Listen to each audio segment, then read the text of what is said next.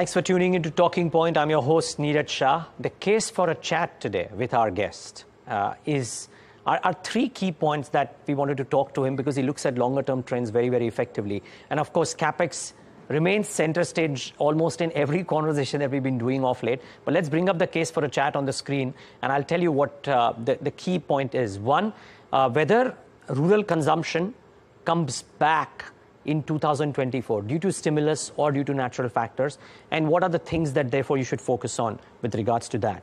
We of course talk about Capex, which will drive maybe India growth higher versus other emerging markets. Could that happen? We'll talk to our guests about that. And of course, whether domestic capital is a big driver for future returns, or will Indian markets still need to depend largely on global flows as well. Our guest today is Mrinal Singh, CEO and CIO, InCred's Asset Management. Mrinal, great having you. Thanks so much for taking the time out. Pleasure is all ours. Thank you. So Mrinal, actually, let me start with the last point first. Since 2018 or thereabouts, there's been this turn in local flows, which has far outstripped the impact, I presume, on global flows, or maybe I'm mistaken. But when I talk to global experts, they all talk about how while global flows will be a large impact episodically, the structural changes the local flows, and they will only improve and give the buffer. Are you of the same opinion? So, the domestic flows, or let me call it the financializations of savers' savings, is a trend which is here to stay. The numbers are testimony to it. We are roughly clocking, if I look at the mutual fund data, AMFI data, we're roughly clocking at 31 lakh crores of equity. It's substantially high from where it was 5 years ago, more than double. And the trend continues. And they have become a force to reckon with in the marketplace. The domestic institutions far outpace foreign institutions on most days. And I'm not surprised. And we might have a situation where domestic will be the gorilla in the room going ahead, no doubt about it. But that, in my view, is not going to be the driver of returns. The driver of returns is going to be the profitability and the earnings. Got it. Actually, yesterday, somebody made this interesting view. I think I was talking to, Ganesh Ram Jayaraman of Avendus Park. He was making this point. I would love to understand how you think about it. He said FY24 or FY21 to 24, companies have been able to improve profitability because of factors which were in control of the company, largely, his view, of course. And he said, and his analysis of earnings for FY24 seemed to suggest that the top line growth will be circa 5%, bottom line growth could be 20%. So with all the stimulus, etc., that all has happened, we're still looking at only 5% earnings growth or top line growth.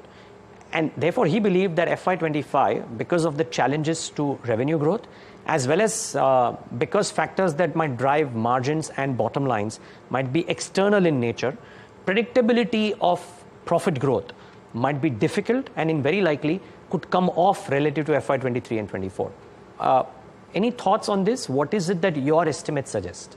So we do this for a living, so I'll put my thoughts across. Let's talk about the current state.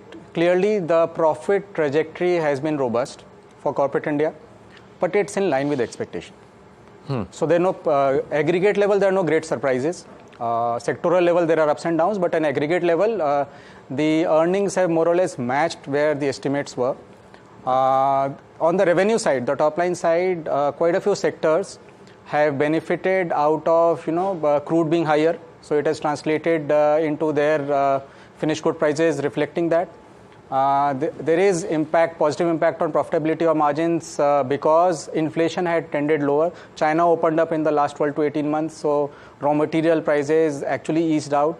So that has helped margins across industries. We've seen some sectors having natural growth. Net, even with interest rates having risen, we have seen the profitability matrix improving for aggregate level corporate India. Well, going ahead, clearly there are challenges on top line growth. In fact, profitability margins maintenance itself could be a tall task, but there are silver linings. If we do see rural India picking up, which is a very large segment of the domestic economy, if we do see demand picking up in the Western world, particularly both sides of Atlantic, And if we do see inflation remaining benign, things could look very, very different. Now, well, too much to ask, but then if we do take a horizon which is long enough, I think that is something that all three could play out. But will it play out in 25 or will it play out somewhere between 25 to 27? We don't know, but that's going to happen. Okay. And do you believe that, I mean, what are the factors that could lead to a rural pickup, Mrinal? Would it have to be, let's say, loosely spoken, ahead of the election, fiscal spend by the government, etc., to do that? Or is there a cyclical revival likely to happen? So, a very pertinent question, and I think from an economy perspective, the most important thing to watch out for. I think the most dominant thing that would drive rural to pick up in the next fisc is going to be the cyclical recovery. In rural, things have clearly bottomed out. We've seen the negative impact of COVID on household incomes in the rural areas go behind. And there is obviously going to be some bit of stimulus in the form of election pre-spending, which will kickstart things over there. In any case, India growth story is not about upgrade into consumer categories. It is actually about under-penetration and penetration increasing. So we are a nation or a society where almost 300 million households exist. And very few of them have, peripherals like a washing machine or a car or a two-wheeler or anything of that sort. So the India growth story is about that.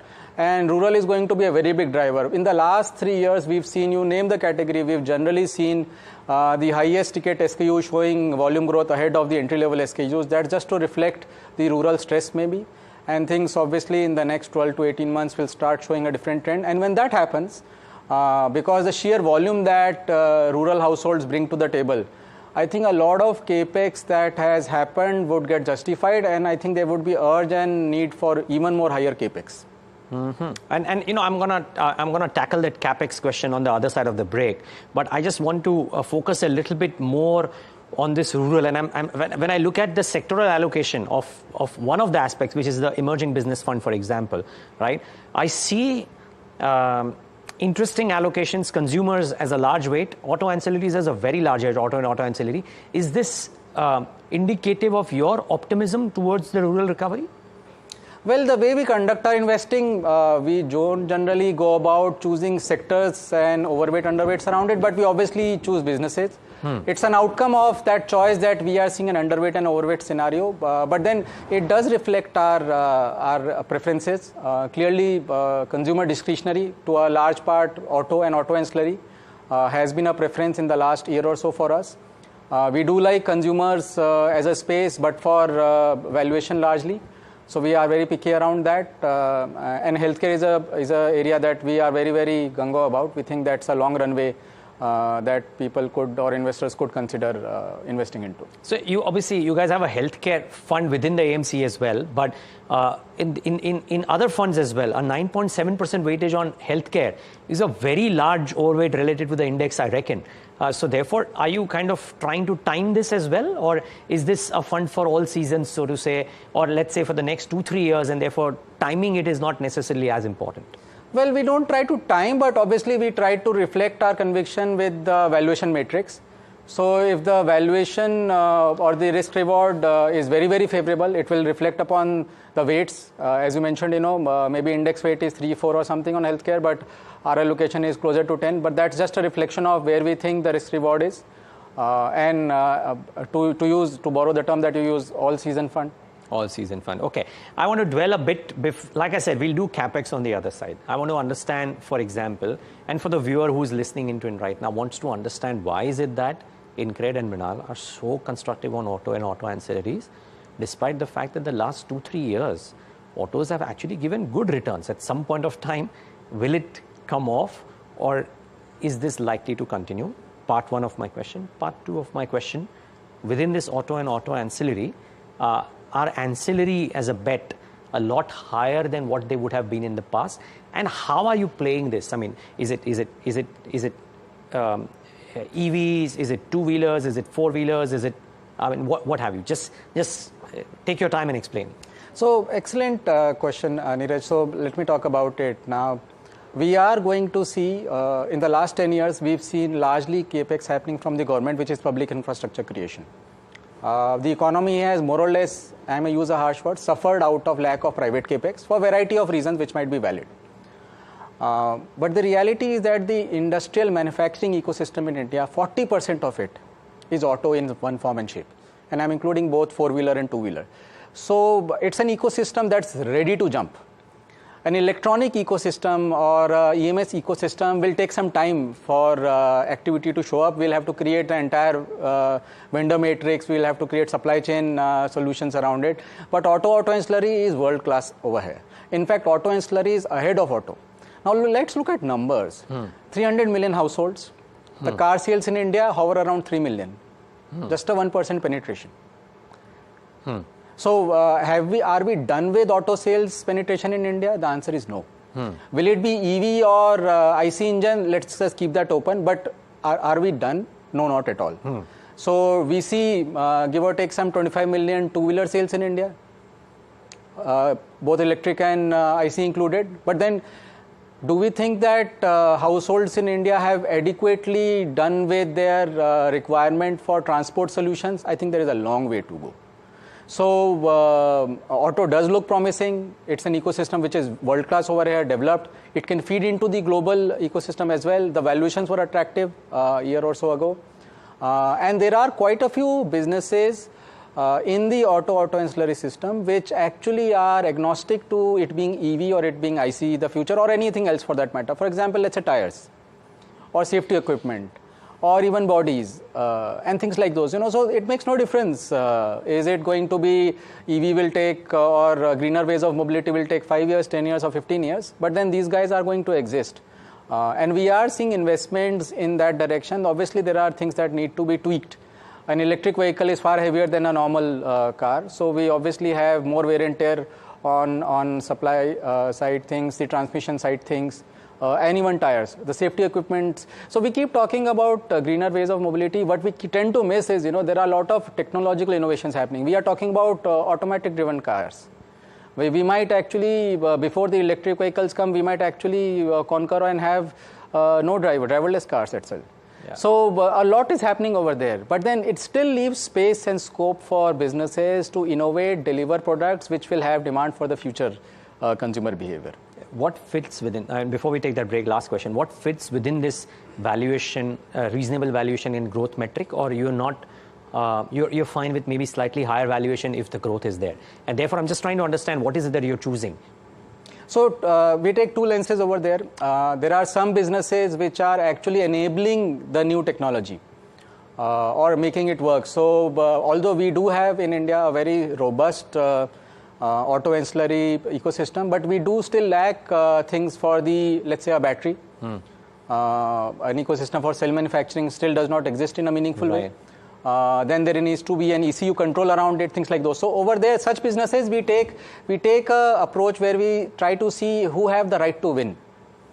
Which are the managements, which are the businesses which are stepping in the right direction.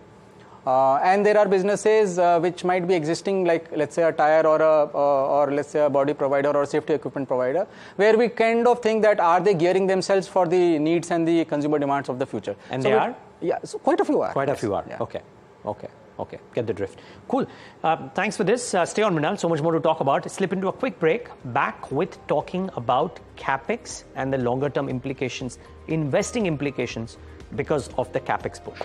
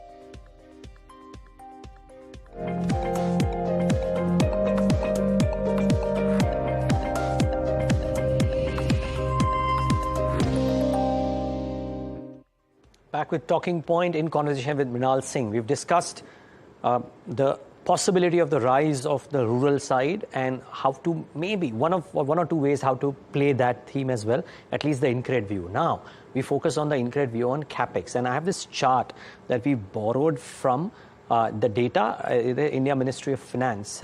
And this shows how much India's fiscal expenditure on Capex has gone up. And if you can see, from circa 2020, there has been this large uptick that has happened in Capex from nearly 200 to 300, crores or whatever it's annually added. It's just zoomed up. Now, Mrinal, I would love to understand from you, what is the implication of something like this? There have been people who've gone out and said that while China was doing this and therefore had this head leap and India never did it, now that India is doing it, the comparisons of some infrastructure projects being comparable world-class, and we've seen that in airports and some others, of course, but are not ruled out. And the longer-term investing implications of something like this are also longer-term in nature. I would love to understand how you think about this aspect, both from a country perspective and then from an investing perspective. Make no mistake about it, the public infrastructure in India is now world-class. Let me put some data again. Look at the NHAI site. If you look at the length of national highways in India, the density is now matching China. So we are lakhs of kilometers of national highways divided by the area we have, 3.2 million square kilometers, that matches China. So our highways are there. We've debottlenecked them. There is e-way, there is all kinds of things that we've done. We've got the DFCC more or less running. Dedicated freight corridor has actually expanded capacity by 6 times in the economic corridor from west to north. So there is a significant capacity that has been created. Our ports, which 15 years ago were not gold standard in terms of movement. So the port efficiency is measured by number of containers you can move in a minute. Rotterdam used to be gold standard. Shanghai used to do 22, 23. That was the gold standard in the world. We have multiple ports doing that now. 22, 23 containers per minute, we do that now. So we have got a public infrastructure. Courtesy a lot of government spending and priority. We roughly clock, if you look at the last union budget, and we are on the verge of a vote on account on this month end, we were talking about 100 billion of Capex. And this is one segment of the union budget that does get spent. So 100 billion of Capex, that is what roughly the union government meant, and it is double from last 3-4 years. We're not even taking states into account. A lot of states now actually are on the verge or already are revenue surplus. We have, if you look at state Capex budget, we're talking 12 lakh crores plus. That's a significant amount of money. Government is a very large Capex supplier. But the important point is government, be it state or center, spends on the public infrastructure creation. What has been missing is the private Capex. Now PLI is into picture. We might have, some things getting delayed, sometimes happening obviously faster. But with the credit growth data that we see now, I think private Capex is rising. You can debate and discuss the slope, but the reality is that private Capex or private sector Capex is rising. So we will see capacity creation. There are catalysts in the picture. Like a PLI, we've got in the last 5 years policy frameworks getting favorable in terms of corporate tax being reduced. Now we have, if you're under PLI, you have 15% corporate tax. I mean, that's the least you get anywhere in the region. All competing economies, there's nothing better than that. So we've got all things in place. It's a matter of time. We will start seeing private Capex jumping up and the effects. The issue with Capex is obviously, there's a lag by which you start seeing the positive effect on the economy. Right. The good part is our consumption continues to be robust. We do expect the rural consumption to pick up, so it will only look better. And there is a lot of credit available for that, fueling the consumption as well as providing capital to businesses on the private side as well. So things look good, particularly on the macro side. The government continues its job of creating public infrastructure, the Capex that you mentioned. And if the private party does move in into significant way, we will obviously see a very significant follow-through impact on the overall economy. How to invest on this theme now? So, it becomes challenging. The market participants obviously are able to see through it. If we were talking a year ago, I would have said industrials.